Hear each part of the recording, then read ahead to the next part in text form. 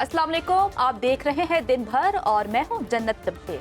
मैं हूं ज़ेशान बशीर। नाज़रीन, महंगाई की भी बात करेंगे, इसके अलावा दीगर इंतज़ामी इशूज़ पर भी बात होंगे। लेकिन आजकल चूँकि क्रिकेट का सीज़न है, हर कोई क्रिकेट की बात कर रहा है, क्रिकेट मैचेस देख रहा है। ज़ेशान, आपने क्रिकेट का जिक्र किया तो आपने पाकिस्तान और इंडिया का मैच देखा था?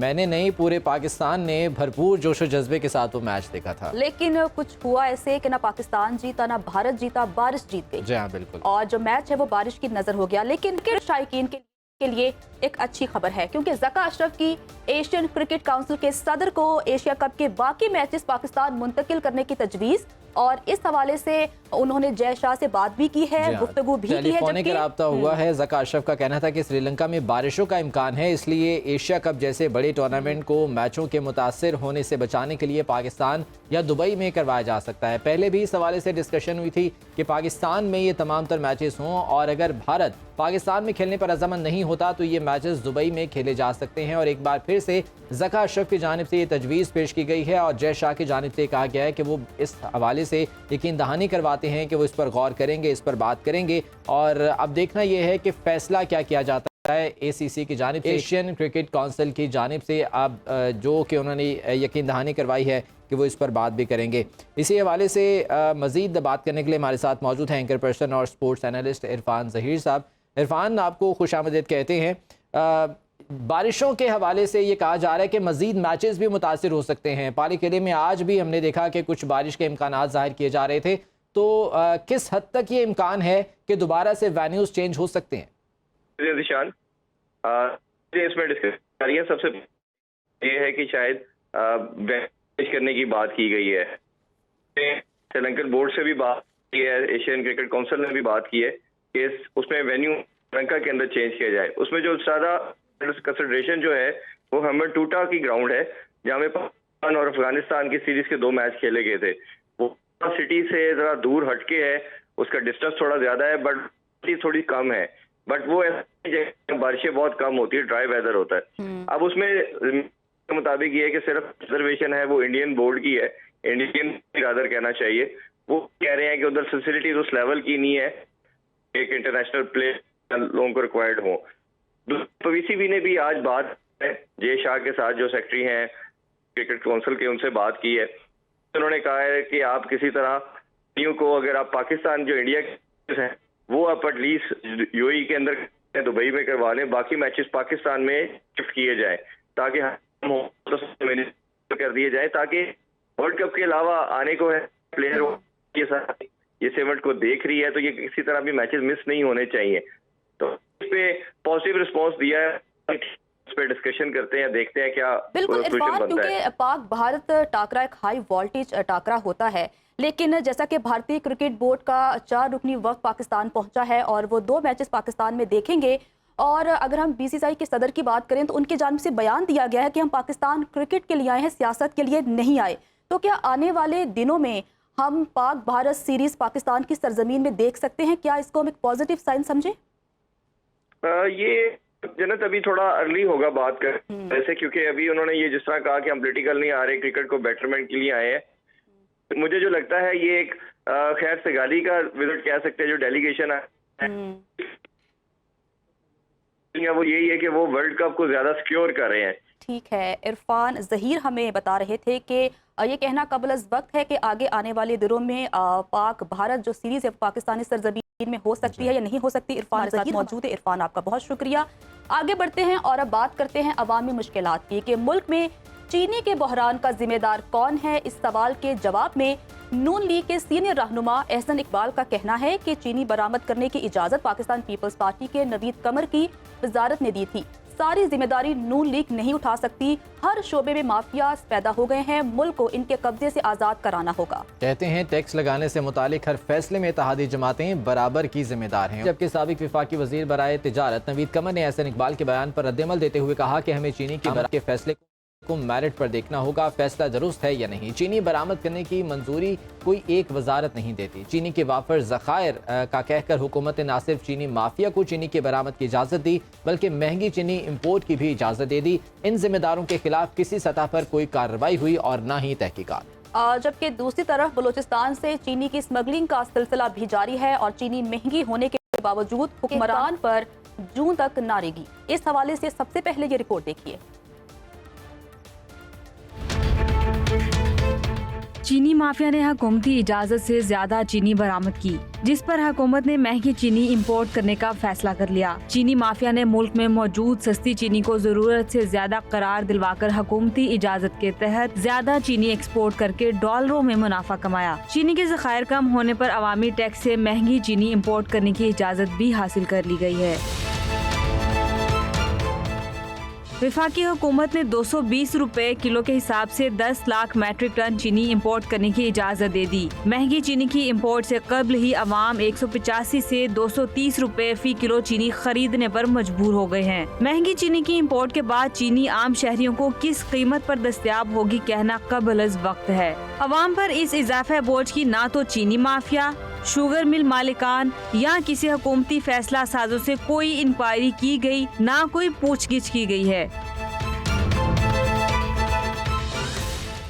महकमा खुराक पंजाब के तर्जुमान ने चीनी बहरान का इम्कान रद्द कर दिया। इनके मुताबिक जरूरत पूरी करने के लिए इस वक्त पाकिस्तान के पास 10 लाख टन सरप्लस चीनी के वाफर ज़खायर मौजूद हैं। ट्रेडिंग कॉरपोरेशन ऑफ पाकिस्तान ने ब्राजील में पाकिस्तानी कमर्शियल हिताशी को 1 लाख मैट्रिक टन चीनी इम्पोर्ट करने के लिए खत लिखा है। महकमा खुराक के जराये के मुताबिक इम्पोर्टेड चीनी 220 किलो के हिसाब से पाकिस्तान में मंगवाई जा रही है। दूसरी तरफ पुलिस, लेवीज, कस्टम और दीगर इदारों के होते हुए चीनी बलोचिस्तान से अफगानिस्तान रोजाना ट्रकों के जरिए स्मगल की गई, जो पाकिस्तान में चीनी की कीमतों में इजाफे का बाइस बनी। निगरान वज़ीर आला बलोचिस्तान ने चीनी की स्मगलिंग पर तशवीश का इजहार भी किया है।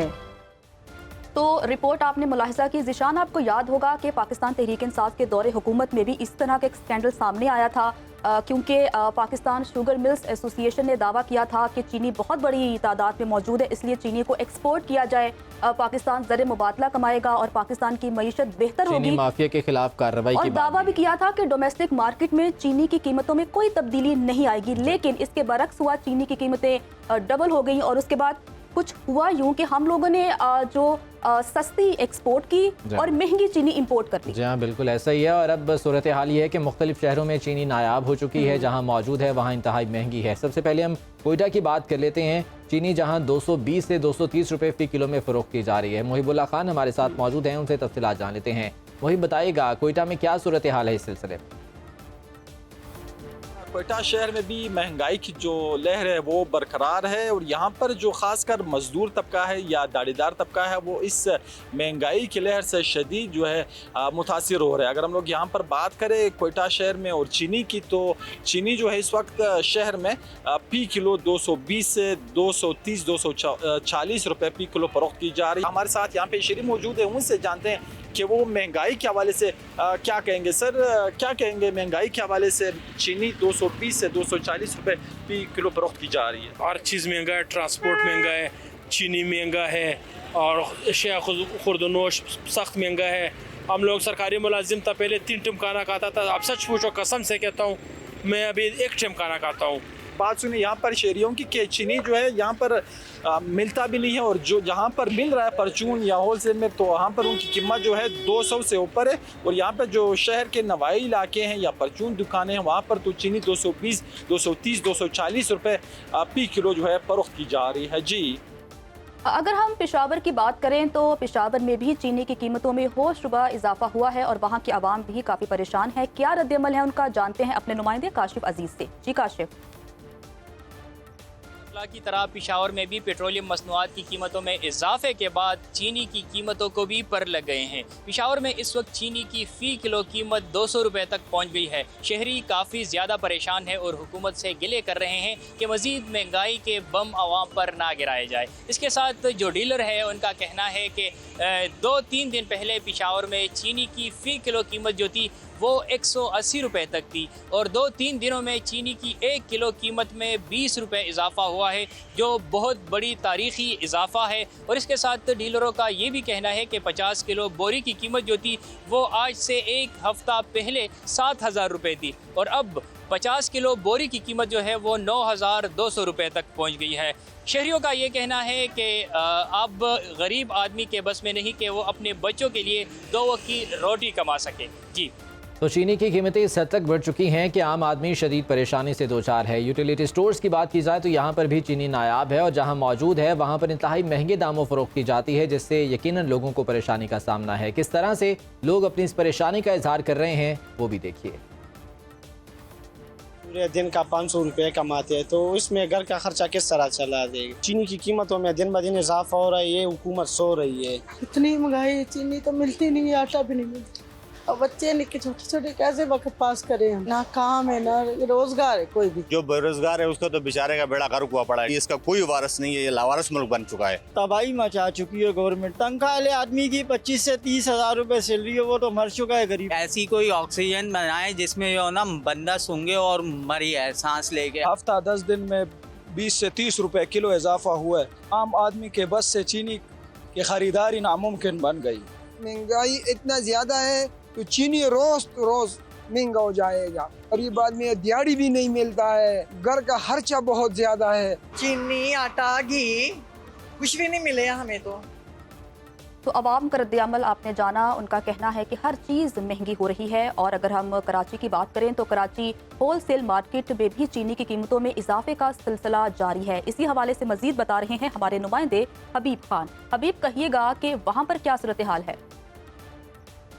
कराची समेत मुल्क भर में चीनी की जो कीमतें हैं वो इस वक्त नाकाबिले कंट्रोल हैं। और कराची में इस वक्त बात की जाए तो आज होलसेल मार्केट का रेट 176 रुपये पर मौजूद है, जबकि अगर रिटेल मार्केट की बात करें तो 185 रुपये तक इसकी जो कीमत है वो जा पहुंची है। क्या वजूहात हैं मार्केट में, रिटेलर्स को किन मुश्किलात का सामना है, क्या स्टॉकिंग हो पा रही है, बात कर लेते हैं थोड़ी सी हमारे साथ। ये बताएं कि इस वक्त क्या सूरत हाल है मजमूई। अभी कल 20 से 25 गाड़ियाँ इन लोगों ने जो अफगानिस्तान माल जा रहा था उसको जब्त किया है। अभी पाकिस्तान से जो बाहर माल जाएगा, डिमांड पाकिस्तान में होगी 10 ट्रकों की और बाहर जाएगा 20 ट्रक जाएंगे दोस्त का, तो 100 वाला 400 रुपये किलो भी हो जाएगी। बात यही है। और फिर जो डंडा उठेगा वो आम रिटेलर पे उठेगा। यही मुतालबा है रिटेलर्स का भी, होलसेलर्स का भी और दुकानदारों का कि हुकूमत अगर इस मामले में इंटरवीन करे तो चीनी दोबारा 100 रुपये के अंदर जो है वो उसकी कीमत लाई जा सकती है।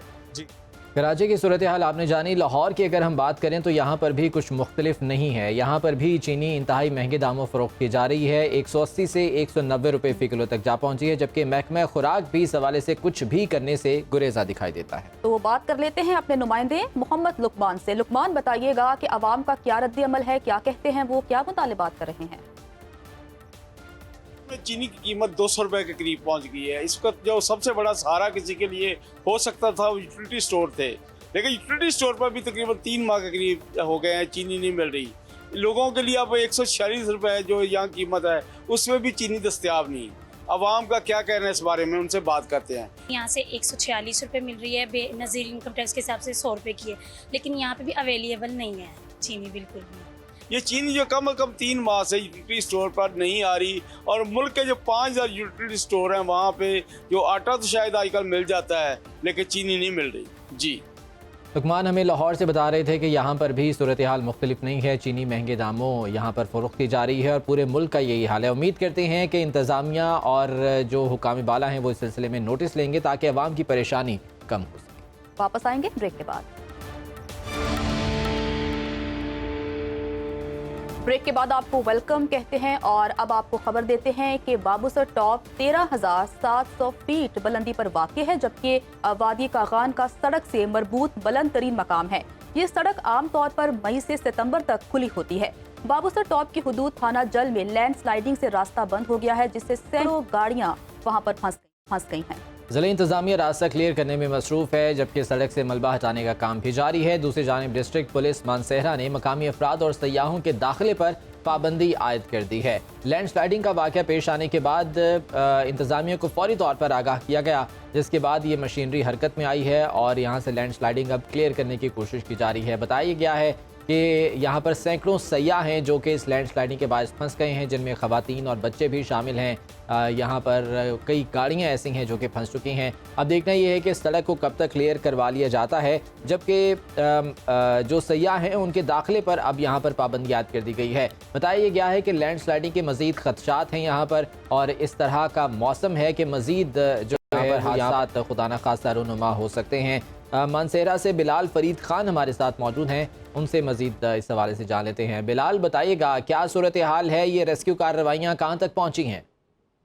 जी बिल्कुल, बाबूसर से कुछ ही फासले पर जल नाले के मुकाम पर कल दोपहर को लैंड स्लाइडिंग हुई थी, जिसकी वजह से रोड मुकम्मल तौर पर बंद हो चुका था। शुमाली इलाकाजात जाने और आने वाले से फंस कर रह गए।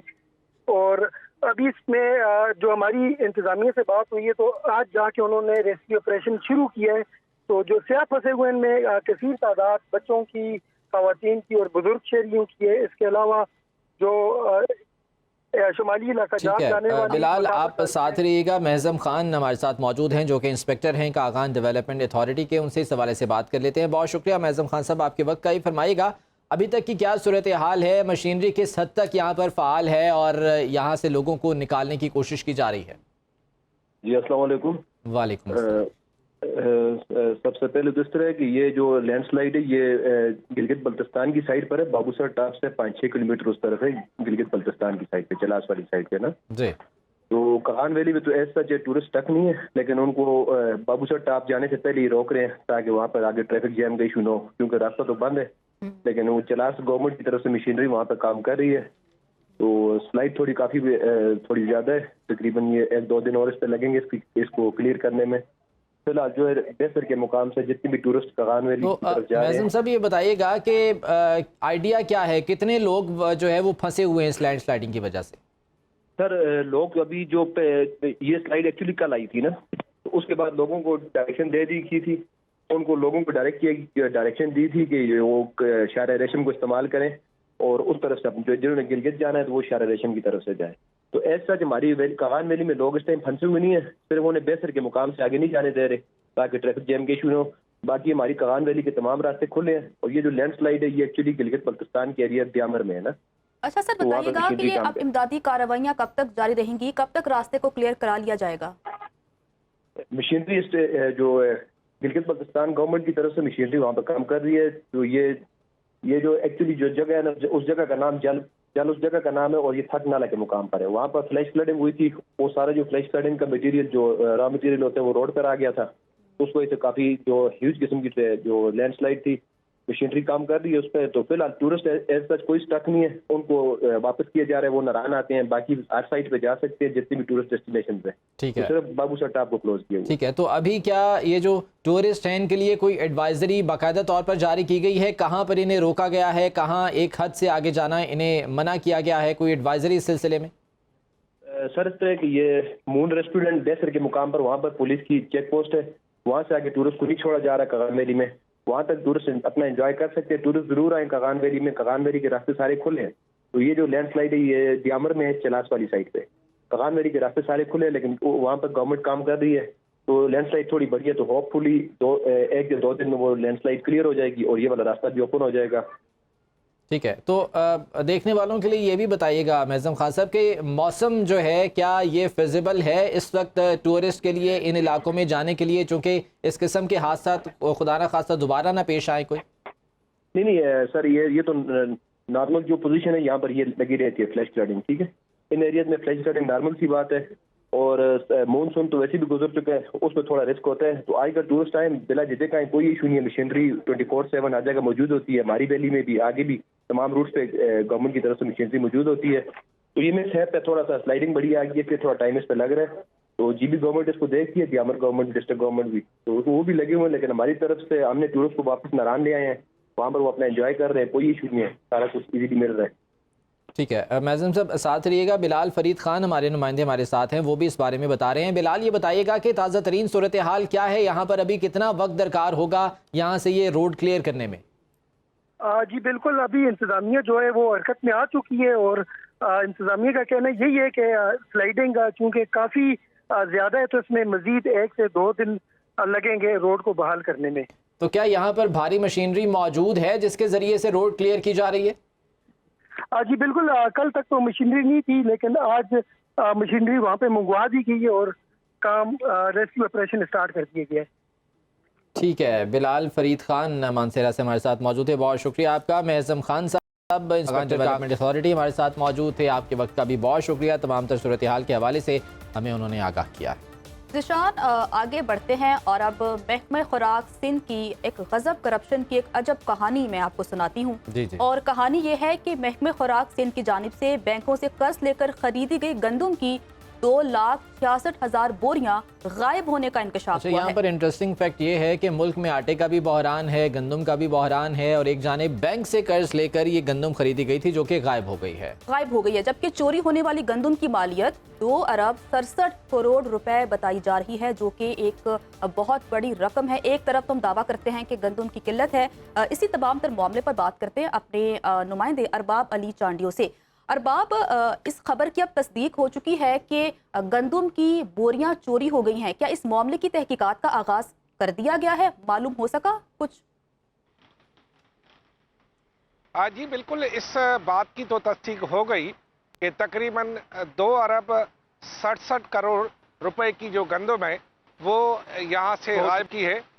और इससे पहले यानी 1 साल पहले भी तकरीबन 2 अरब 60 करोड़ रुपए की जो गंदम है वो इसी तरह गायब हो गई थी। लगातार ये दूसरा साल है जिसमें तकरीबन 2.25 अरब रुपए की गंदम जो है वो गायब होती रही है हर साल। ये रिपोर्ट हुआ है और इस मामले की तहकीकात जो है वो नेब कर रहा है। जबकि दिलचस्प अमर ये है कि ये तमाम जो गंदम चोरी हो गई या गायब हो गई है, ये रकम जो है वो बैंकों से कर्ज लेकर ये गंदम खरीदी गई थी। और इस वक्त सिंध हुकूमत पर जो कमर्शियल बैंक है उनका सिर्फ गंदम खरीदारी पर जो कर्ज है वो 777 यानी 77 अरब रुपए है। यानी अगर गुज़िश्ता साल जो नया साल भी आएगा उसमें अगर इसी तरह की बैंकों से कर्ज लेकर गंदम ली जाएगी तो फिर बैंक का कर्ज और मजीद बढ़ता जाएगा। कि आपने कहा कि गुज़िश्ता साल भी कुछ इसी किस्म की सूरत हाल हुई थी और गंदम जो है वो गायब हो गई थी या ख़राब हो गई थी, और अब एक बार फिर से नायब तहकीकात तो कर रहा है, लेकिन जो गुज़िश्ता साल मामला पेश आया था क्या उसकी तहकीकात नहीं हुई थी? जी तहकीकात होती तो अब ये दोबारा ऐसा होता क्या? यानी कि पहली चोरी पकड़ी ही नहीं गई और ये साबित ही नहीं हो पाया कि ये गंदम चोरी हुई, खराब हुई, इसमें या बरसात की नज़र हो गई, सैलाब की नज़र हो गई, ये साबित नहीं हुआ। जिसके बाद ये दूसरी चोरी या गायब होना जो है इतनी बड़ी रकम की चोरी हो गई है। असल में मसला ये है कि हमारे यहाँ कोई भी जो तहकीकाती इदारा है वो जुर्म को साबित करने के बजाय जुर्म से पहले मुजरम से लेन देन कर लेता है। ये प्ले बार्गेनिंग का जो उसूल है ना नेब के पास, तो नेब वाले भी कोशिश यही करते हैं कि मुलजिम से उसकी चोरी साबित करने के बजाय उससे वो उस रकम का कुछ हिस्सा लेकर और उसको माफ कर दें और उसे प्ली बार्गेनिंग कहते हैं। इससे ये होता है कि नेब वालों को फायदा होता है। अगर 3 अरब रुपए की चोरी हो गई तो एक माकूल रकम जो है वो नेब के अफसरान को भी मिलती है क्योंकि किसी ने एतराफ कर लिया। अच्छा, अगर जैसा कि आप कह रहे हैं कि इस तरह की डील करके नैब को तो फायदा पहुंचता है, लेकिन अवाम बेचारे पिस जाते हैं। अब चूंकि गंदम की बोरियां चोरी होने का इंकशाफ हुआ है, तो क्या सिंध में गंदम की किल्लत का कोई सामना हो सकता है या फिर आटे का बहरान पैदा हो सकता है? ऐसी सूरत हाल दोबारा से जन्म ले सकती है जो पिछले साल हुआ था?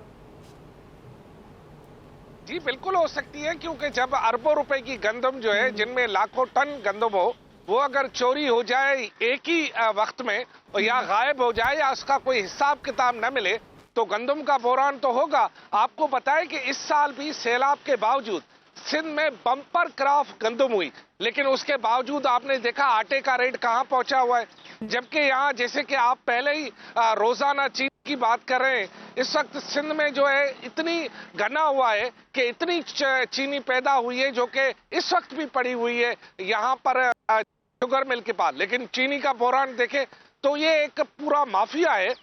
कितने भी बम्पर ग्राफ गंदम हो जाए, लेकिन एक माफिया है जो कि इस तरह की चोरी भी करवाती है, ये बताइएगा कि और फिर प्ली बार्गेनिंग की आपने बात की, वो तो खैर एक कानूनी बहस है जो कि किसी और वक्त में यकीनन होगी। ये बताइएगा कि इस प्ली बार्गेनिंग के बाद उन पर्दा नशीनों के नाम सामने आ सके जो इसमें मुलव्विस थे? अरे नाम कहाँ से आए, उनको तो ओहदों से नवाजा जाता है।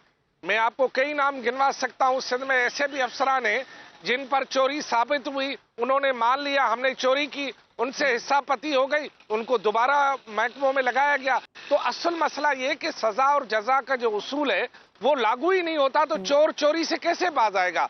ये है कि चोरी भी करता है और सीना जोरी भी करता है। ये तो गंदम का एक छोटा सा मिसाल है। इससे पहले 2-3 दिन हमने पहले खबर दी थी कि यहाँ पर टंडो मोहम्मद खान में एक गोदाम पर जो है छापा लगा, जहाँ अरबाब आप ये कह रहे हैं कि ये सिस्टम की नाकामी है कि चोर को चोरी करने की सजा नहीं दी जाती और वो चोरी करता है, ऊपर से सीना जोरी वो दिखाता है। अरबाब अली चांडियो हमारे साथ मौजूद थे और इस खबर के हवाले से डिटेल्स हमारे साथ शेयर कर रहे थे। अरबाब आपका बहुत शुक्रिया। और अब गुजरांवाला की बात कर लेते हैं, जहां सिटी हाउसिंग सोसाइटी में अमेरिका पलट शहरी के घर से 1 किलो सोना, $8,000 और 20,000 रियाल चोरी होने का इंकशाफ हुआ है। जबकि एक और वारदात में सब इंस्पेक्टर के घर से चोर 58 तोले सोना और नकदी ले उड़े। सिविलियन तो जिशान क्या महफूज होंगे, चोरों ने अवाम के मुहाफिज के घर में भी नक लगा दी है। मुहाफिज तो अपने घर की हिफाजत ना कर पाए, अवाम की क्या हिफाजत करेंगे। अमेरिका पलट शहरी के घर चोरी की फुटेज मंजर आम पर आ चुकी है। इसी तमाम तर मामले पर बात करते हैं अपने नुमाइंदे जुबैर भट्टी से। जुबैर, कहिएगा, अब तो फुटेज भी सामने आ चुकी है, पुलिस की जानिब से अब तक कोई कार्रवाई की गई, गिरफ्तारी अमल में लाई गई? निजी हाउसिंग सोसाइटी में गुज़िश्ता 2 रोज कबल ये वाक़या पेश आया। गिरफ्तारी क्या अमल में लाई जानी थी, लेकिन अभी तक तो इस वाक़े का जो मुकदमा है दर्ज नहीं किया गया। चोरों ने अमरीकी पलट ये शहरी के घर पर चोरी की है और उन्हें यहाँ पर 2 किलो सोना, जबकि $20,000 थे, 8,000 रियाल थे और मुख्तलिफ जो गैर मुल्की करेंसी थी वो चुरा के ले गए। जबकि दूसरी जानिब यहाँ पर जो पुलिस के अवाम के मुहाफिज हैं, पुलिस उस्मान मली, उसके घर का भी चोरी की गई, जिसमें 58 तोले जो सोना है और उसके घर से भी गैर मुल्की करेंसी काफ़ी बड़ी तादाद में मिली और उसको भी चुरा के ले जा चुके हैं। लेकिन अभी तक इन दोनों वाकया का कोई मुकदमा दर्ज नहीं किया गया। मुलजमान की गिरफ्तारी के लिए ना तो कुछ छापे मारे जा रहे हैं और ना ही गिरफ्तारी के लिए कोई छापे मारे जा रहे हैं। जब ये सीसीटीवी फुटेज सामने आ गई है, बाकायदा तौर पर ये चोरी जो है वो नजर आ रही है कि हुई है, तो मुकदमा क्यों नहीं दर्ज हुआ अभी तक? 24 घंटे गुजरने के बावजूद अभी तक मुकदमा दर्ज नहीं किया गया। जब हमारी पुलिस के तर्जमान से बात हुई, उनका भी यही कहना है कि जल्द से जल्द अभी हम इन्वेस्टिगेशन कर रहे हैं। जो ही इन्वेस्टिगेशन मुकम्मल होगी, क्योंकि इसमें रकम की काफ़ी 20 से 22 करोड़ रुपए का ये मामला है, जिस पर यही कहा जा रहा है अभी इन्वेस्टिगेशन मुकम्मल होगी उसके बाद ही मुकदमा दर्ज किया जाएगा। लेकिन जो अमरीकी पलट शहरी है वो उसने मुतअद्दिद बार जो थाने के चक्कर लगा लिए हैं, उसके बावजूद उसकी कोई सुनवाई होती दिखाई नहीं दे रही। ठीक है जुबैर भट्टी, बहुत शुक्रिया, इस बारे में हमें तफसीलात से आगाह करे थे। देखना यह है कि मुकदमा दर्ज होता है और कब तक तहकीकात मुकम्मल होती हैं। प्रोग्राम का सिलसिला आगे बढ़ाएंगे, लेकिन एक ब्रेक के बाद। साथ रहिएगा।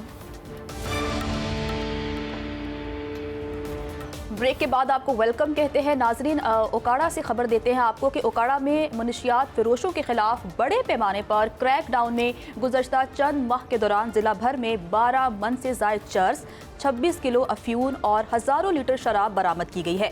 बड़े पैमाने पर मुनशियात के बड़े डीलर्स को जेल भिजवाया गया है। जबकि ओकाड़ा में सिर्फ गुज़श्ता 4 दिनों में मुनशियात फरोशों के खिलाफ कार्रवाई में 3 मन से ज़ायद चर्स और हज़ारों लीटर शराब बरामद करके 100 से ज़ायद मुकदमात दर्ज कर लिए गए हैं। इसी तमाम तर सूरत हाल पर बात करने के लिए हमारे नुमाइंदे सलमान चौधरी हमारे साथ मौजूद हैं। सलमान, बताइएगा अब तक की कितनी कार्रवाइयाँ हुई हैं, क्या सूरत हाल है और पुलिस हुकाम का मौक़िफ़ क्या है इस पर? सलमान चौधरी, आप सुन पा रहे हैं? जी सर। सलमान, बताइएगा ये जो मुनशियात फरोशों के खिलाफ कार्रवाइयाँ की जा रही हैं, इनकी क्या सूरत हाल है, कितनी मुनशियात बरामद की गई, पुलिस हुकाम क्या कहते हैं इस बारे में? जी बिल्कुल, डीपीओ उकाड़ा मंसूर अमान की हदायत पर उकाड़ा पुलिस की तरफ से जिला भर में मंशियात फरोश के खिलाफ बड़ा क्रैकडाउन किया गया है, जिसमें 12 मन से ज़ायद चर्स और 21 किलो अफ्यून और हज़ारों लीटर शराब जिसमें बरामद की गई है। और साथ साथ मैं आपको ये भी बताता चलूँ, 4 रोज के अंदर अंदर जो मंशियात हैं वो 3 मन से ज़ायद जो है वो चर्स और हज़ारों लीटर शराब जो है वो बरामद हुई और 100 से ज़ायद जो मुकदमात हैं वो दर्ज हुए हैं और मंशियात फरोश को जेल तक पहुंचाया गया है। और डीपीओ मंसूर अमान की तरफ से ये भी कहा जा रहा है कि जो मंशियात फरोश हैं इनको फिलफौर जल्दी गिरफ्तार करके जो नशे जैसी लानत से नौजवानों को बचाया जाएगा। जी सलमान, खुशाइन तो ये है कि इनके खिलाफ कार्रवाई की जा रही है, मुकदमा दर्ज हो रहे हैं, लेकिन होता ये है, अलमिया ये है कि ये बाअसर माफिया होता है और प्रेशराइज करके किसी भी तरीके से ये दोबारा बाहर आ जाते हैं और उसी धंधे में दोबारा मुलविस हो जाते हैं। क्या इस चीज़ को इंश्योर किया जा रहा है पुलिस हुकाम की जानिब से कि इनके खिलाफ करार वाकई इनको सज़ा दी जाएगी, तहकीकात होंगी? जी बिल्कुल, जो उकाड़ा डीपीओ मंसूर अमान साहब हैं, इनकी जो है हदायत पर सबसे पहले तो ये किया गया है कि जितने भी मंशियात फरोश के अड्डे थे उनको सील किया गया है, बाकायदा बंद किया गया है। और इसके बाद जो जितने भी नौजवान इस नशे की हालत में पाए गए हैं उनको फिलफौर जो है वो मेडिकेटेड हॉस्पिटलाइज किया गया है। और जो मंशियात फरोश हैं इनके जो बाकायदा जो डीलर्स हैं और इनको जो आगे फराहम करते हैं और जो इनके बाकायदा अड्डे बने हुए थे इनको मुकम्मल तौर पर सील कर दिया गया। अच्छा सलमान, ये मनशियात सप्लाई के हवाले से एक बहुत अफसोसनाक चीज़ ये है कि तालीमी इदारों में नौजवानों को जो है ये सप्लाई की जाती है, तो इस सिलसिले में क्या किया जा रहा है ताकि इस सप्लाई चेन को ख़त्म किया जा सके? सर, इसके लिए मंसूर अमान साहब की तरफ से, डीपीओ साहब की तरफ से बाकायदा जो है स्कूल के बाहर जो सिविल कपड़ों में पुलिस हुकाम की तरफ से जो ड्यूटीज लगाई गई हैं और बाकायदा इनको बाकायदा चौकियों की शक्ल दी गई है यूनिवर्सिटीज़ के बाहर, ताकि जो हैं वो कुछ स्टूडेंट्स को इनकी जो हरकत को नोट किया जा रहा है और बाकायदा जो है नज़दीक तरीन जो हॉस्टल्स हैं उनको रैकी की जा रही है ताकि जो इनको गिरफ्तार किया जाए। ठीक है, चलें, उम्मीद करते हैं कि मनशियात फरोशों का कला कमा हो सके और जो कार्रवाइयाँ की जा रही हैं इनमें इन्हें करार वाकई सज़ा दी जाए। सलमान चौधरी बहुत शुक्रिया, उकाड़ा से हमारे साथ मौजूद थे और इस बारे में आगाह करे थे कि जो कार्रवाइयाँ अब तक मुकदमा तो दर्ज किए जा रहे हैं, लेकिन अलमिया यही है, अफसोसनाक अमर यही है कि जिस तरह से बात करे थे कि तालीमी इदारों में नौजवानों को निशाना बनाया। जैसा कि हमने अपनी खबर में बताया कि गिरफ्तारियां अमल में लाई जाती हैं, अदालत की जानिब से सज़ाएं भी सुनाई जाती हैं, लेकिन सज़ाओं में इम्प्लीमेंटेशन नहीं होता। जब तक चोर को चोरी की सज़ा नहीं दी जाएगी ये तमाम तर जो चीज़ें हैं वो ख़त्म नहीं हो सकेंगी। आने वाले प्रोग्राम्स में इस हवाले से मज़ीद तफसील से भी हम बात करेंगे। कल फिर से आपकी खिदमत में हाजिर होंगे। आज के प्रोग्राम से इतना ही। खुदा हाफिज़।